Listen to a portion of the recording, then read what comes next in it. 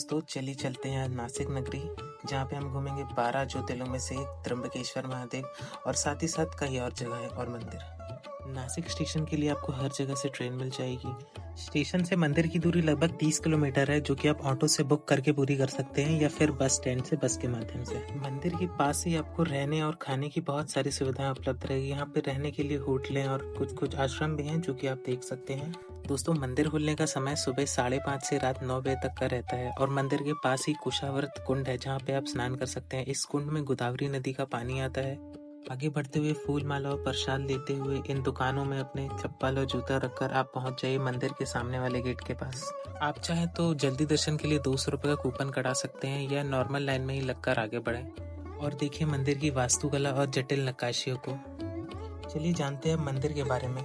मंदिर के अंदर गर्भगृह में एक गड्ढा है, जिसमें 3 छोटे छोटे उभार हैं, जो कि ब्रह्मा, विष्णु और महेश का प्रतीक है। इनके ऊपर एक मुखौटा है, जिसमें हीरा, सोना और पन्ने से जड़ा हुआ मुकुट लगा हुआ है। कहा जाता है कि ये मुकुट पांडवों के जमाने से अभी तक चला आ रहा है। त्र्यंबकेश्वर महाराज इस गांव के राजा होने के नाते हर सोमवार को 4 से 5 के बीच मुखौटों के रूप में ही अपने प्रजा की देखभाल के लिए और उनका हालचाल जानने के लिए निकलते हैं। मंदिर का निर्माण मराठा साम्राज्य के पेशवा नाना साहब ने करवाया हुआ था। कुछ समय तक यहाँ पे नीले रंग का बेशकीमती हीरा भी रखा हुआ रहता था, लेकिन मराठा और अंग्रेजों की लड़ाइयों के बाद वो हीरा चुरा लिया गया। मंदिर की स्थापना का वर्णन शिव पुराण में मिलता है। कुछ समय पहले की बात है, महर्षि गौतम कुछ ब्राह्मणों के साथ एक पर्वत में रहा करते थे।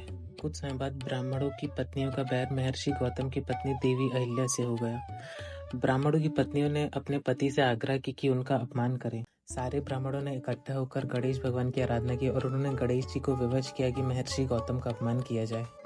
मजबूरी में गणेश जी गैया का रूप लेके महर्षि गौतम के खेत गए। खेत में गैया को देखकर महर्षि गौतम उन्हें भगाने के लिए उठे, लेकिन जैसे ही उनकी डंडी गैया को स्पर्श करी, वह तुरंत ही मर गई। यह सब देखकर सारे ब्राह्मण इकट्ठा हुए और उन्होंने बहुत हल्ला कर दिया। उन्होंने कहा कि तुम तो गौ हत्या के पापी हो, तुम यहाँ से निकल जाओ, तुम हमारे पास नहीं रह सकते।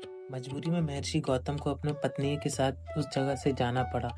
कुछ समय बाद वह ब्राह्मण फिर उनके पास गए और उन्होंने बोले कि अब आप वेट पाठ भी नहीं करो, क्योंकि आपको गौ हत्या का पाप लगा हुआ है। महर्षि गौतम ने ब्राह्मणों से कहा, चलिए आप लोग ही बताइए कि इस पाप से कैसे राहत मिले। उन्होंने कहा कि आप 3 चक्कर मारिए धरती के, 1 महीना व्रत करिए और 101 परिक्रमा करिए ब्रह्मागिरी पर्वत की, या फिर गंगा जी में नहाकर भगवान शिव की आराधना करिए और पार्थिव शिवलिंग का निर्माण करिए। महर्षि गौतम ने कठोर तपस्या की और शिव जी को प्रसन्न किया।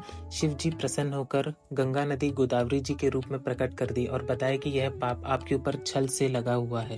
शिव जी ब्राह्मणों को दंड देने के लिए बोलने लगे, लेकिन महर्षि गौतम की प्रार्थना करने पर शिव जी ने उन्हें भी माफ किया और महर्षि गौतम ने बोला कि आप यहीं पर रुक जाइए, और इसी कारण वह वहां पर रुके और त्र्यंबकेश्वर महादेव कहलाए। दोस्तों पूरी हुई त्र्यंबकेश्वर की यात्रा। नासिक में और भी कई कई भव्य जगहें हैं, जिसका विवरण हमने नेक्स्ट वीडियो में दिया हुआ है। दोस्तों मैं आशा करता हूँ कि आपको भी जल्दी से त्र्यंबकेश्वर घूमने का मौका मिले। हर हर महादेव।